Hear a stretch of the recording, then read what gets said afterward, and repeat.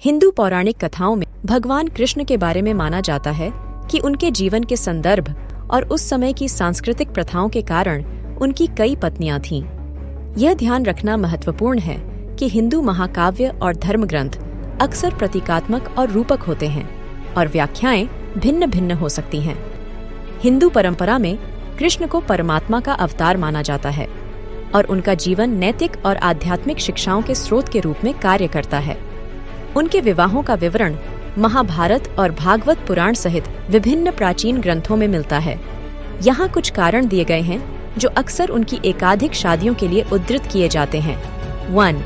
प्रतीकवाद।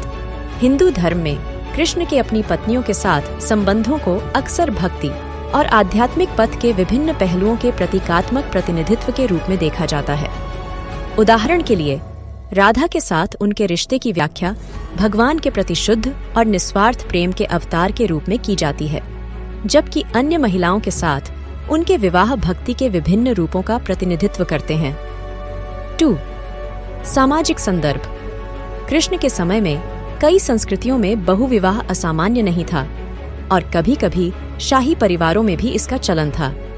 कृष्ण, जो एक राजकुमार और नेता थे, ने अपनी भूमिका और जिम्मेदारियों के तहत कई महिलाओं से विवाह किया होगा। 3. दिव्य लीलाएं, चंचल कृत्य। कृष्ण की अपनी पत्नियों के साथ बातचीत, जिसे उनकी लीलाएं के रूप में जाना जाता है, को अक्सर दिव्य चंचलता के रूप में चित्रित किया जाता है। ये बातचीत प्रेम, भक्ति और दिव्य संबंध की कहानियों के माध्यम से गहरी आध्यात्मिक सच्चाइयों को व्यक्त करने के लिए है। 4. लौकिक महत्व।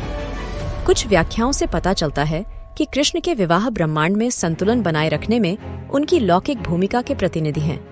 प्रत्येक पत्नी सृजन और भरण पोषण के एक विशिष्ट पहलू का प्रतीक है। 5. नैतिक शिक्षा देना। कृष्ण के विभिन्न विवाहों के बारे में अक्सर ऐसी कहानियां आती हैं जो नैतिक शिक्षा देती हैं। ये कहानियां वफादारी, विनम्रता, करुणा और भक्ति जैसे गुणों पर जोर देती हैं। 6. ऐतिहासिक संदर्भ। महाभारत, जिसमें कृष्ण की जीवन कहानी शामिल है, की रचना सदियों से विभिन्न लेखकों द्वारा की गई थी। कुछ लेख उनकी रचना के समय प्रचलित सामाजिक मानदंडों और मान्यताओं से प्रभावित हो सकते हैं। इन कहानियों को सांस्कृतिक और धार्मिक संवेदनशीलता के साथ देखना महत्वपूर्ण है, यह पहचानते हुए कि व्याख्याएं विद्वानों और अभ्यासकर्ताओं के बीच व्यापक रूप से भिन्न हो सकती हैं। इन कहानियों का प्राथमिक ध्यान अक्सर आध्यात्मिक शिक्षाओं को व्यक्त करना और भक्ति को प्रेरित करना है, न कि इन्हें शाब्दिक ऐतिहासिक घटनाओं के रूप में लिया जाना चाहिए।